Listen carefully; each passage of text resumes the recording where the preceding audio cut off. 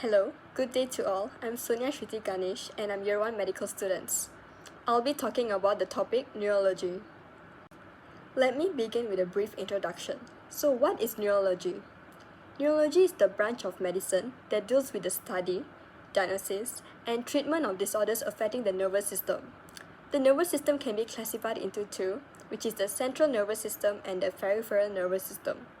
So for central nervous system, it consists of the brain and spinal cord. It functions to process sensory data, for example, reflex actions, coordinations, and memorizing. Whereas for peripheral nervous systems, all tissue outside of central nervous system, spinal and cranial nerve, ganglia, and sensory receptors. It is also divided into autonomic and somatic nervous system. Somatic nervous system happens in skeletal muscles. It is where the voluntary actions happens, for example, like walking and kicking a ball. Whereas for autonomic nervous system, it happens in smooth muscles, cardiac muscles, and glands. For example, activities like sweating and breathing. So let's move to the first part of my presentation, which is anatomy. So here, we have the human brain anatomy. The pink color is the frontal lobe, yellow is the parietal lobe, the dark blue is the occipital lobe, temporal lobe is the green, and we have cerebellum and spinal cord as well. So what are these functions of this lobe? Frontal lobe, they control the voluntary movements, as I said just now, like for example walking and kicking a ball. Next, parietal lobe. It functions as sensory perception, for example touch and pain. Temporal lobe is essential as this is where our memory holds, and also for hearing and also language comprehension. Then we have the occipital lobe for vision. Then cerebellum, it wears coordination of voluntary movements and maintenance of posture and balance. Next, we have the structure of spinal cord. So as you can see in this picture, we have cervical, thoracic, lumbar, sacral, and coccygeal. Now, let's move on with the structure of neuron. So as you can see in the picture, we have dendrite at the end. Then we have the cell body, which contains the nucleus, axon, myelin sheath, node of Ranvier in between, sequence cell, and at the end, which is the axon terminal. So, what are the functions of this? So dendrite, they receive signals from other neurons or sensory receptors and transmit them to the cell body. Cell body contains nucleus and other organelles like the endoplasmic reticulum and mitochondria, which are essential for the neuron's metabolic activities. Then we have the axon, which carry electrical impulses away from the cell body. Then axon terminal, which is at the end, they pass signals to other neurons or muscles. Myelin sheath, it acts as a protective insulating layer that speeds up the signal's transmission. The node of Ranvier, it's a gaps in myelin sheath that facilitate rapid conduction of impulses by saltatory conduction. And last, we have the sequence cell, which is the specialized cells that produce myelin sheath around the axons in the peripheral nervous systems, and it's also crucial for the efficient signal conduction. Now, the last part of anatomy, I'll be talking about the type of neurons and functions. As you can see in the picture, we have three types of neurons, which is sensory neuron, which is also known as afferent neuron, interneuron or relay neuron, and last one, motor neuron or efferent neuron. So for sensory neuron, the cell body is located in the middle, whereas for motor neuron, the cell body is located at the end of the neuron. So what are the functions of these neurons? So first, sensory neuron, they transmit signals from sensory receptors towards the central nervous system. Second, interneurons, they connect the sensory and motor neuron.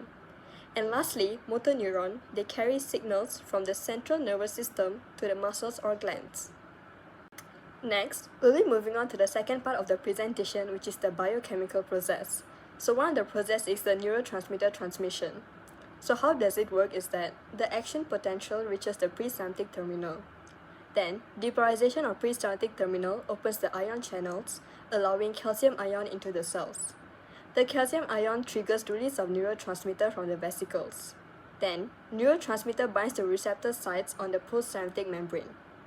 Opening and closing of channels causes change in postsynaptic membrane potential. Action potential then propagates through the next cells. And lastly, neurotransmitter is inactivated or transported back into the presynaptic terminal. Moving on to physiology, so here I'll be talking about the events during the action potential. As you can see in the picture, we have first resting potential, Second, depolarization. Third, repolarization. Fourth, hyperpolarization. And fifth is return to resting potential. So during the first one, resting phase, the membrane potential is at negative 70 millivolts, where sodium ions and potassium ions voltage-gated channels are closed. Potassium ion leak channels maintain the resting potential. Second, during the depolarization, a stimulus causes sodium ion channels to open. The sodium ion influx raises membrane potential towards positive 60 millivolts. Third, repolarization. Sodium ion channels closes, whereas potassium ion channels open, allowing the potassium ion efflux, which raises the membrane potential back towards the resting levels. Fourth, hyperpolarization. Potassium channels remains open briefly after the repolarization. It causes the membrane potential to drop below the resting level. And lastly, it returns to the resting potential. Here, the sodium ion or potassium ion ATPase pumps restores the ion balance. Moving on to the diseases related to the neurons. Some of the examples of diseases are Alzheimer, Parkinson, and epilepsy. So here, I'll be focusing more on the Alzheimer disease. So what is Alzheimer disease? It is the most common cause of dementia. Alzheimer's disease is the biological process that begins with the appearance of a buildup of proteins in the form of amyloid plaques and neurofibrillary tangles in the brain. This causes the brain cells to die over time and the brain to shrink. Alzheimer's disease also affects many parts of the brain, including the hippocampus, entorhinal cortex, frontal lobe, temporal lobe which affects the memory, and parietal lobe. Now, let's go on to the symptoms. So one of the symptoms is memory loss, which is they feel difficult to remember recent events, conversations, or names. And second symptom is confusion with time and place. They lose track of dates, seasons, or familiar locations. For treatments, Alzheimer's don't have any cure currently. Options available is to slow down the symptoms by medications. For example, cholinesterase inhibitors to increase the level of acetylcholine that helps in memorizing and learning. And we also have advanced technology in this field. For example, like functional MRI, diffusion tensor imaging, and PET scans.